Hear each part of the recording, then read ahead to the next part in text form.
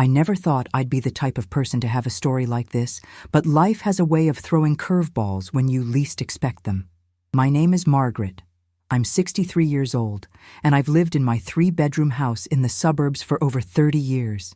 It's the house where I raised my daughter Emma, the house where my late husband Thomas and I built our life together, and the house that holds every memory of our family. When Thomas passed away 5 years ago from a sudden heart attack, that house became even more sacred to me. It wasn't just walls and a roof anymore. It was my sanctuary, my connection to everything I'd lost, and everything I still held dear. Emma is my only child, and I love her more than anything in this world. She's 28 now, working as a marketing manager at a tech company downtown, and she's been dating her fiancé Derek for about 2 years. I'll be honest, I never particularly warmed up to Derek. There was something about him that rubbed me the wrong way from the very beginning. He had this entitled air about him, like the world owed him something. He was always talking about his big plans, his future business ventures, how he was going to be rich one day, but I never saw him actually working toward any of it. He worked part-time at a retail store and spent most of his time playing video games and hanging out with his friends. But Emma seemed happy, and she's an adult, so I kept my opinions mostly to myself, offering only gentle concerns here and there that she usually brushed off. Everything changed 3 months ago when I started having severe abdominal pain.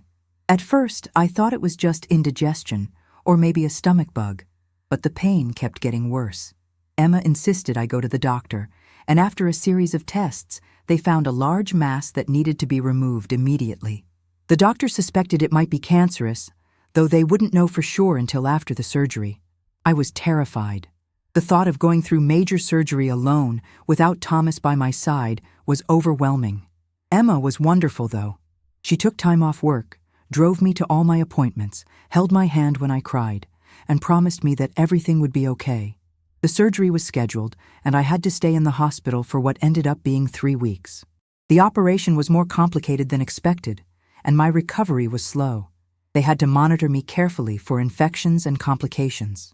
The mass turned out to be benign, thank God, but the surgery itself took a toll on my body. I'm not as young as I used to be, and bouncing back wasn't easy. Emma visited me almost every day, bringing me books, my favorite snacks, and updates about what was happening in the outside world. She was my lifeline during those dark, painful days. Before I went into the hospital, I gave Emma my spare house key. I asked her to check on the place every few days, water my plants, collect my mail, make sure everything was secure. She readily agreed, and I trusted her completely. Why wouldn't I? She's my daughter.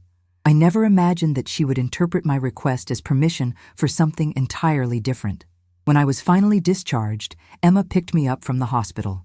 I was still weak, moving slowly, and in quite a bit of pain despite the medication.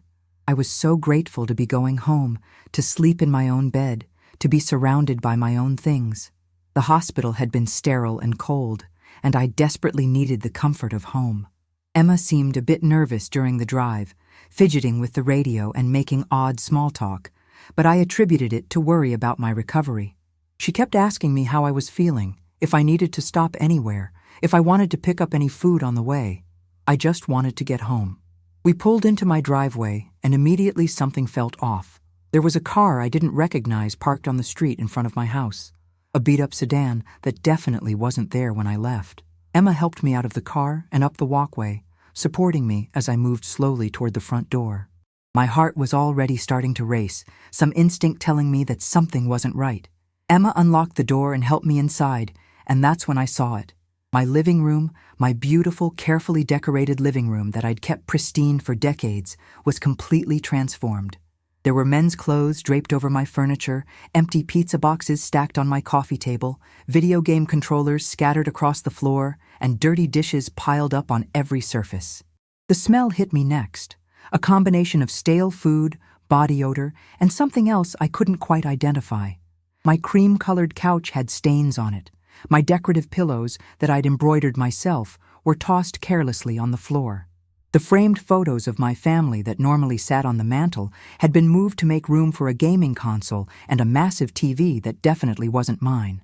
I stood there in shock, unable to process what I was seeing. This couldn't be my house. but it was. I recognized every piece of furniture underneath the mess, every wall, every corner. Someone had turned my home into a disaster zone, and I'd been gone less than a month. Emma must have seen the expression on my face because she immediately started talking, her words tumbling out in a rush. "Mom, I can explain. Derek's lease was up while you were in the hospital, and he didn't have anywhere to go. His roommate moved out suddenly, and he couldn't afford the rent on his own. I told him he could stay here temporarily, just until he found another place. I didn't think you'd mind. I mean, we're getting married anyway, so he's practically family. And I thought he'd help take care of the house while you were gone.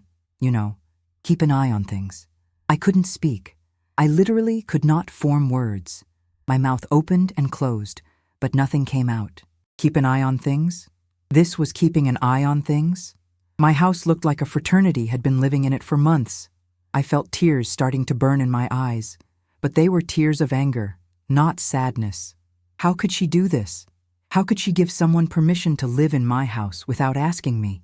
That's when Derek emerged from my kitchen, holding a sandwich and wearing nothing but sweatpants. He hadn't even bothered to put on a shirt in my house. He saw me and had the audacity to smile, like everything was perfectly normal.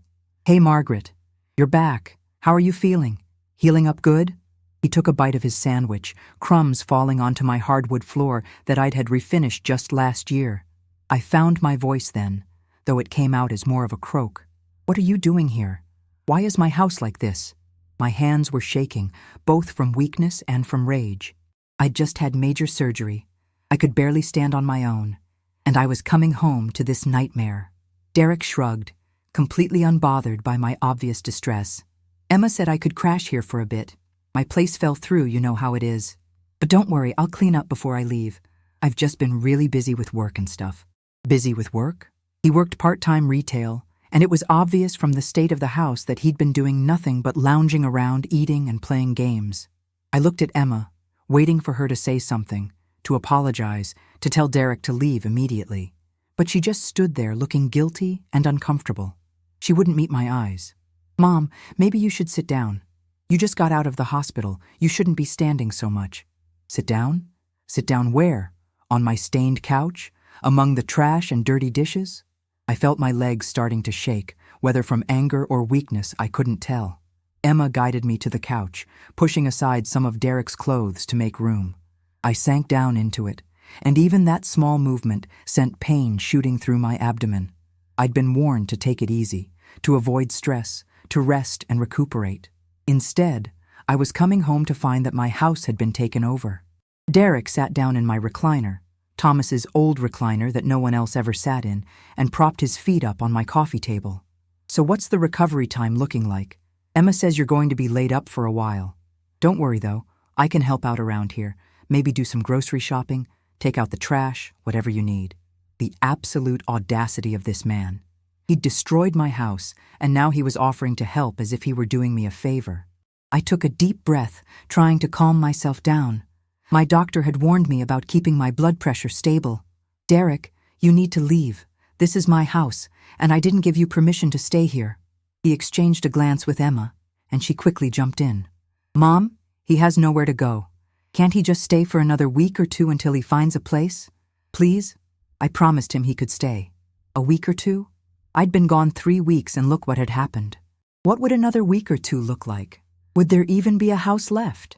I shook my head, ignoring the dizziness that followed the movement. "No, this is my home. I need peace and quiet to recover. I can't have this." I gestured at the mess around us. "I can't live like this." Derek's expression darkened. The friendly facade dropped away, and I saw something ugly underneath. "That's pretty cold, Margaret. I'm going to be your son-in-law. Family is supposed to help each other out. Besides, Emma gave me permission, so technically I have tenant rights now." Tenant rights? He'd been here 3 weeks without paying rent, without my knowledge or permission, and he thought he had rights? My head was spinning. This couldn't be happening. I looked at Emma desperately, hoping she'd see reason, but she was biting her lip and looking away. "Emma, take me to my room," I said quietly. I needed to lie down. I needed to think. I needed to get away from Derek's smug face. Emma helped me up and guided me down the hallway to my bedroom. At least that looked relatively untouched, though I noticed some of Derek's shoes by the door and a jacket hung over my dresser chair. Once the door was closed, I turned to Emma. "How could you do this? How could you let him move in without asking me?" Tears started running down her face. "I'm sorry, Mom. I didn't think it would be a big deal. He really didn't have anywhere to go, and I thought he'd take care of the place. I didn't know he'd make such a mess. I'll make him clean it up, I promise." "That's not the point, Emma. This is my house. You had no right to make that decision, and he needs to leave, today." I was trying to keep my voice down, but the anger was making it difficult. "Mom, please. I love him. We're getting married. Can't you just let him stay until he finds something else? I'll make sure he cleans everything. I'll come over every day and help. Please." I sat down on my bed, suddenly exhausted. The surgery, the hospital stay, the shock of coming home to this disaster, it was all too much. "No, Emma, he needs to go. This is non-negotiable." She wiped her eyes and nodded, but I could see the resentment building there. She left the room without another word, and I heard her and Derek talking in low voices in the living room. I couldn't make out the words, but Derek's tone was angry. A few minutes later, I heard the front door slam. I waited, hoping to hear Derek leaving, but instead, I heard the TV turn on, the volume loud enough to make my windows rattle. I laid down on my bed, still in my clothes from the hospital, and cried. I cried for my ruined house, for my daughter's betrayal, for my husband who wasn't there to help me deal with this, for everything. I cried until I fell asleep from sheer exhaustion. When I woke up a few hours later, the house was quiet. I got up slowly, every movement a reminder of the surgery, and made my way to the living room. Derek was gone, but so was Emma, and the mess remained exactly as it had been. Nothing had been cleaned. I walked through my house, cataloging the damage. The kitchen was somehow even worse than the living room. My pots and pans were piled in the sink, crusty with old food. The trash can was overflowing, and there were fruit flies hovering around it. My refrigerator was full of takeout containers and beer bottles. My beautiful home, my sanctuary, had been completely violated. I tried to clean up a bit, but within 10 minutes I was exhausted and in pain. I couldn't do this. I physically could not clean my own house. I needed help, and clearly I couldn't count on Emma or Derek to provide it. That's when I thought of my lawyer, Patricia Chen. Patricia had handled Thomas's estate after he died, and she'd been wonderful, efficient, compassionate, and fierce when she needed to be. If anyone could help me navigate this nightmare, it was Patricia. I called her office the next morning, explaining the situation through tears and frustration. Patricia listened carefully, asking specific questions about the timeline, whether Derek had paid any rent, whether there was any written agreement, whether I'd given any form of permission. When I finished, she was quiet for a moment. "Margaret, I'm so sorry you're dealing with this, especially after surgery. Here's the situation. Because Emma had your key and verbal permission to access the house, and because she told Derek he could stay there, this creates a bit of a gray area. However, since you're the homeowner, you never gave Derek direct permission, and he hasn't paid rent or signed any lease, we have options. First, I'm going to draft a letter demanding that he vacate the premises immediately. Second, if he refuses, we can pursue a formal eviction, but that will take time. Third, and this is important, document everything. Take photos of the damage. Save any text messages or communications about this situation. Keep records of everything." I spent that entire day taking photos on my phone of every room, every stain, every pile of trash. The evidence was damning. Patricia worked quickly, and by the end of the week, Derek received a formal letter from her office demanding he vacate within 72 hours. I didn't hear anything for 2 days, and I started to hope that maybe he'd just quietly leave. I should have known better. On the morning of the third day, I woke up to Derek standing in my bedroom doorway. I hadn't even heard him come in. He must have kept a copy of the key. I screamed, terrified to see this strange man looming in my bedroom at 7 in the morning. "Relax, Margaret. I just wanted to talk to you before my lawyer gets involved." His lawyer? He had a lawyer now? "Get out of my bedroom right now. Get out of my house." I grabbed my phone from the nightstand, hands shaking. "I'm calling the police." He held up his hands in mock surrender. Fine. But you should know, Emma and I talked to a lawyer friend of mine, and he says I have squatter's rights since I've been here over 3 weeks. You can't just kick me out without going through the legal eviction process. So I'll see you in court, Margaret. He left, and I immediately called Patricia, sobbing. She told me not to panic, that his so-called rights were questionable at best, but that yes, if he refused to leave, we'd need to go through a formal eviction process. She also suggested I change my locks immediately and consider getting a restraining order if he continued to harass me. That day, I had a locksmith come out and change every lock on the house. It cost me $300, but it was worth it for the peace of mind. Patricia also expedited the eviction paperwork, and we had a court date set for 2 weeks out. During those 2 weeks, Derek made my life hell. He'd show up at random times, banging on the doors and windows, shouting about his rights and how I was an awful person for kicking him out when he had nowhere to go. He posted about me on social media, painting me as a cruel woman who was separating him from his fiancé. Some of Emma's friends started sending me nasty messages. Emma herself barely spoke to me, communicating only through terse text messages. The worst part was that I was still recovering from surgery. I was supposed to be resting, staying calm, focusing on healing. Instead, I was dealing with constant stress and harassment. My incision wasn't healing properly because of the stress, and my doctor had to put me on additional medication. I'd lost weight, couldn't sleep, and spent most of my time either crying or staring at the walls in a daze. Patricia was my rock through all of this. She documented every incident, saved every social media post, recorded every instance of harassment. She built an airtight case, and when we walked into that courtroom, I felt a tiny spark of hope for the first time in weeks. Derek showed up with his retail manager serving as his lawyer, a guy who'd apparently taken some online legal courses and thought that qualified him to practice law. Patricia absolutely destroyed their arguments. She presented photo evidence of the damage to the house, phone records showing I'd never given Derek permission, testimony from my neighbors about his disruptive behavior, and documentation of his harassment. The judge, a stern woman in her 50s, listened to everything with an increasingly disapproving expression. When it was time for her ruling, she didn't mince words. Mr. Derek Thompson, you have no legal right to occupy Ms. Margaret Foster's property. The homeowner never gave you direct permission to reside there. You've paid no rent, you have no lease agreement, and the permission allegedly given by Ms. Foster's daughter is invalid as she is not the property owner. Furthermore, your behavior following Ms. Foster's request that you leave, including changing the locks and harassment, is completely unacceptable. I'm ordering you to vacate the premises immediately. You have 24 hours to remove your belongings, and if you're not out by then, the sheriff will forcibly remove you. Additionally, you are to have no contact with Ms. Foster. Do you understand? Derek's face went red, and he started to argue, but the judge cut him off. Do you understand, Mr. Thompson? He nodded, jaw clenched, and stormed out of the courtroom. Patricia turned to me with a smile. It's over, Margaret. He has to leave. I burst into tears right there, not caring that I was in the middle of a courthouse. It was over. I was getting my house back. True to the judge's word, Derek was gone within 24 hours. I hired a professional cleaning service to come in and deep clean everything. They worked for 2 full days, scrubbing, sanitizing, and deodorizing. I had the carpets professionally cleaned, the couch reupholstered, and threw out anything that couldn't be salvaged. It cost me over $2,000, but it was worth it to feel clean again in my own home.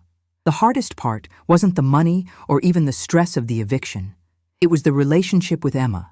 She was furious with me for kicking Derek out, insisting that I'd humiliated her and ruined her relationship.